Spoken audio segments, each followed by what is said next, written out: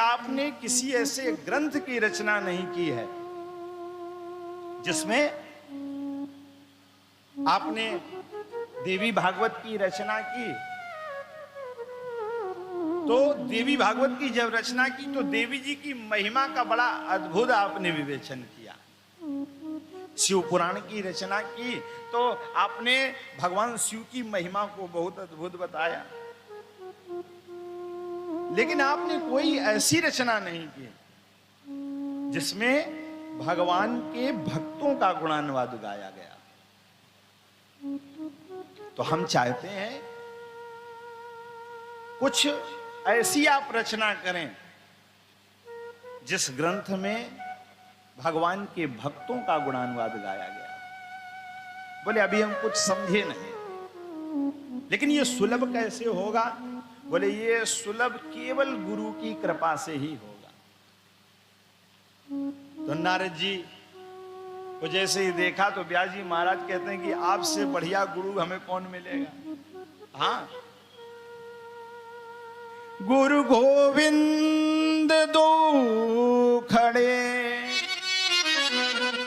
काके लागो पाए, बलिहारी गुरु आपकी गोविंदियो बताएं। अरे इससे बढ़िया क्या होगा कि आप तो साक्षात और ये कार्य आपके द्वारा ही सुलभ हो जाए, इससे बढ़िया क्या होगा। तो कृपा कर दें आप हमारे ऊपर। नारद जी कहते हैं देखो मैं आपको एक उदाहरण देता हूं, आप ध्यान से सुनिए।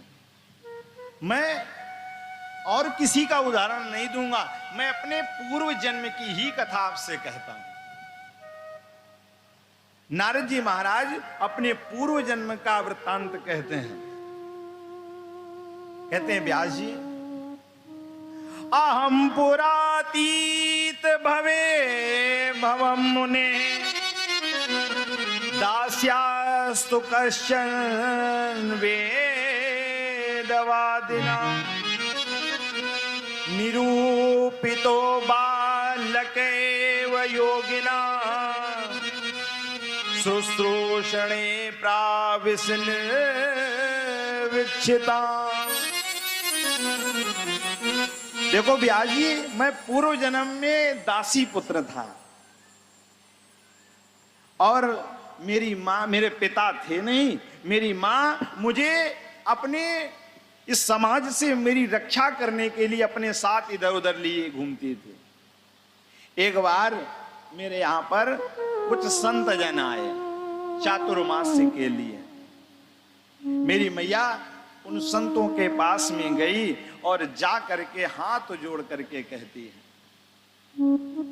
भगवान मुझ पर कृपा करें, मेरा ये छोटा सा बालक है, इसकी रक्षा हो जाएगी, मैं चाहती हूं कि आप मुझे अपनी शरण में ले लें।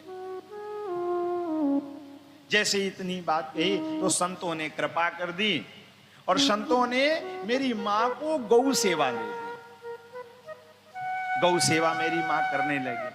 मैं भी छोटा सा था, उनके साथ में कभी घास उठा करके ऐसे आगे बढ़ा देता, कभी उनकी सहायता कर देता।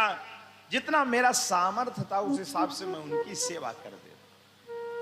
लेकिन एक दिन गजब हुआ, उन संतों ने मेरा नामकरण कर दिया, मेरा नाम रख दिया रामदास। और जैसे ही बुलाते रामदास, मैं तुरंत पहुंचता, जी महाराज। कभी कभी मैं उन संतों की सेवा के लिए उनका आसन बिछा देता, उनके आश्रम को मैं अपने हाथों से स्वच्छ कर देता, लेपन कार्य कर देता, और ऐसे ही मैं उनके साथ में रहने लगा। समय बीता, कुछ महीने जब बीत गए, मैं धीरे धीरे बड़ा हो गया और उन संतों का समय आया और संत जब वो एक दिन छोड़ करके जाने लगे तो मुझे बड़ी वेदना हुई। मैंने कहा कि आप मुझे छोड़ करके चले जाएंगे, मैं कैसे आपके बिना रहूंगा। उन्होंने कहा देखो बेटा, जो आया है वो तो जाएगा ही। नहीं, मैं आपके साथ ही चलूंगा। मेरा इतना उनसे प्रेम हो गया, मैंने उनकी जो उच्छिष्ट प्रसादी खाई ना, यानी उनके बचे हुए भोजन को, तो मेरी बुद्धि निर्मल हो गई।